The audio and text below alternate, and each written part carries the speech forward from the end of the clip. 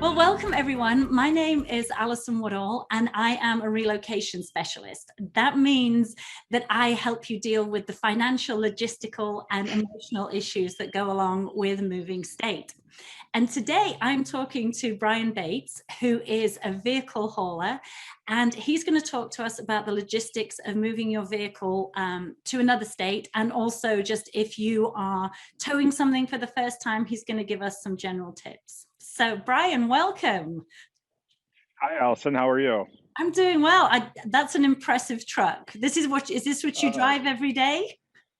Yes, it is. It's a 2019 Freightliner, and this is where I spend my time. It's my home away from home, my office, my apartment, and my transport vehicle.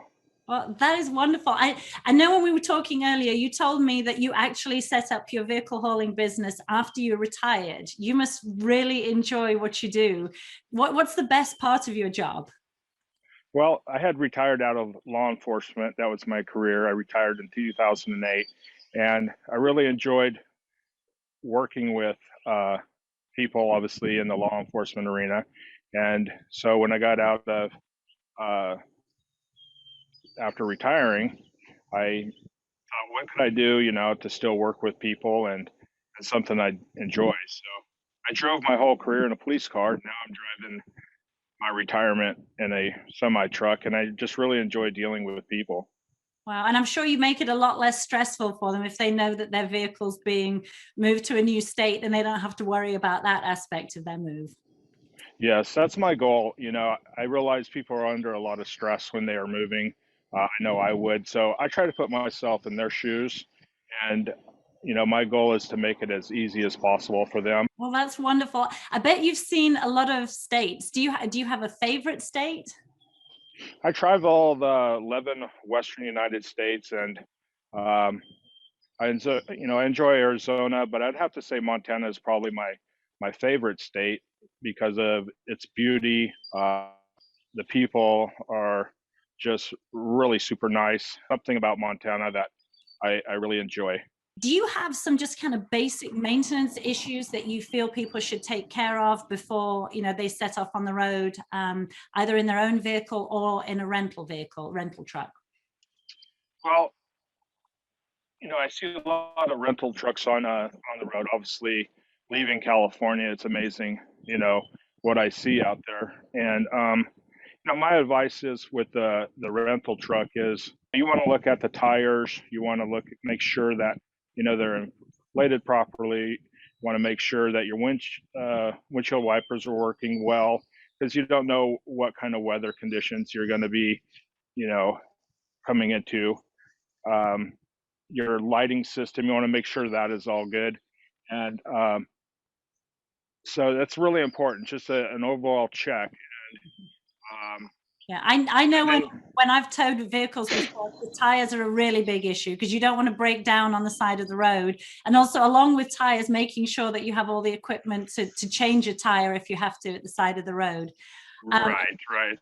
Something else you'd mentioned when we talked earlier was also if you're renting a truck, make sure you take pictures of the outside, any damage, that kind of thing, so that you're not liable. So I thought that Correct. was a good tip.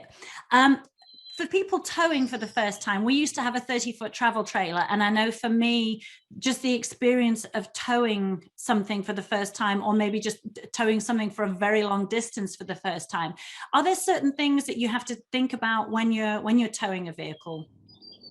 Well, towing a vehicle is definitely a lot different than just driving your personal vehicle. So, you want to make sure that you leave plenty of distance between you and the vehicle in front of you. You got to remember that you have a lot of weight, so your stopping distance is going to be a lot longer. You also, when switching the lanes, you want to make sure that you double check and your mirrors before moving over. And when moving over, you want to take your time moving into the next lane. I guess my advice would, if you're out on the interstate, maybe watch some of the truck drivers and watch how they're changing their lanes, and then try to copy them, because there are so many blind spots, and if you start coming over too quick and somebody happens to be in that blind spot, obviously there could be a collision. So, um, That's great advice. And my advice as well, just being a complete novice towing a vehicle, is that the moment you put your signal on that you're pulling over, everybody speeds up and tries to stop you. So you've really got to anticipate that you need to turn well in advance. And also then when you're turning, you're doing the very wide right turns. That was a big thing for me when I was towing. Your right side is definitely harder to see than your driver's side mirror. So, and you're correct, people do speed up. And so for me, if I know I have to take the exit, a mile and a half up the road, I start moving up over then, because if I'm right near the exit, you're not going to make it, they won't let you in. Yeah. And then, so what about weather? Obviously, if you're traveling on the Western states, you can encounter a lot of weather. Do you have tips for people just to monitor the weather? Do you check the weather a lot? I do. I think it's very important because the weather can flip on you so fast, especially when you're going through the Midwest. And so what I do is I go to Google, and let's say I'm going to Houston, Texas. I'll check the weather for Houston, then I'll check the weather for Albuquerque, New Mexico, and then Phoenix, Arizona, and just keep checking it. And that's so important because, again, the weather can turn on you so fast. Something else you mentioned about traveling if you're going a long way is hotels, and trying to make sure that you're staying in a good hotel. Why is that? Well, one of the things you have to be careful, especially if you're renting a U-Haul or a Penske truck, something like that.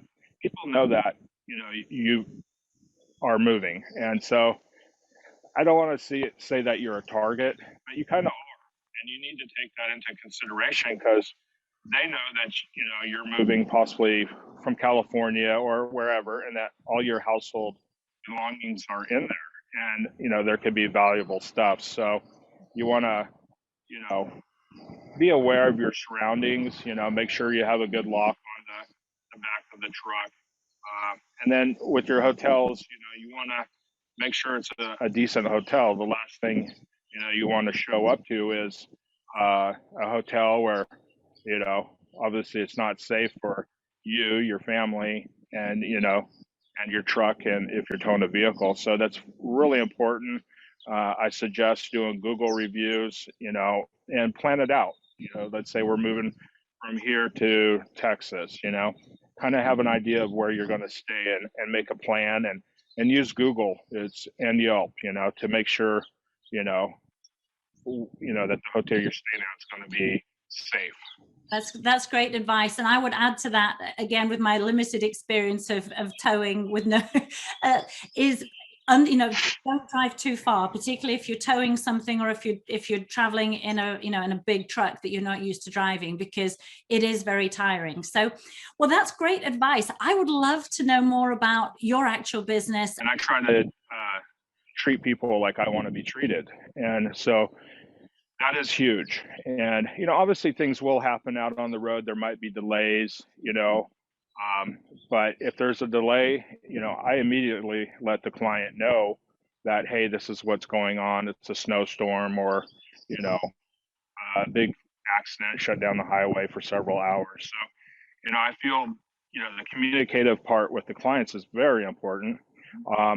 And also, my truck and my trailer, are new. It's 2019, and I could have easily went with something much older, 2015, 2016. But again, it's reliability. And so when I started my business, I felt that was important too, because the last thing you want to do is break down and then be stranded for a week or two while your truck's getting repaired, and then obviously delay, the vehicle being transported to the client. And then the other thing is, we see a lot of the pickup trucks out there on the road towing 3, 4, 5 cars behind them on a trailer. There's a lot of weight pushing that pickup truck in a panic stop. So that's one reason I had upgraded to, the big truck and trailer, again, safety. So some people may be tempted to use a broker because it seems cheaper. What are the advantages of actually booking direct with you rather than going through a broker? Well, with a broker, there's some advantages and then there's disadvantages. One of the big things with the brokers is, again, you got to make sure you do your homework, make sure they're legit, make sure, their reviews are good. And myself, I have to deal with brokers too on occasions to obviously get cars. So, I know what brokers I want to use and which brokers I do not want to use. But one of the advantages of, working hand in hand with, the transporter, is that you don't have to call the broker. You can go right to whoever you're working with. And, with myself, again, it goes back to taking care of the client. And so it's like cutting out the middleman, if that makes sense. And they know that, I tell my clients, look, you can call me 24/7. I'm there for you. I might not answer at midnight because I'm asleep, but whatever you need, text me or give me a call. And when I talked to you earlier, you had some just general tips on choosing a good vehicle hauler. Obviously, you want to do your research. You suggested that you ask that vehicle hauler for their DOT number, and I'm going to put a link wherever this video is posted to the DOT website so that someone can do a search. The link is, I think, a really great tool. It's through DOT. You get their DOT number and just type it in and it will pull up their information.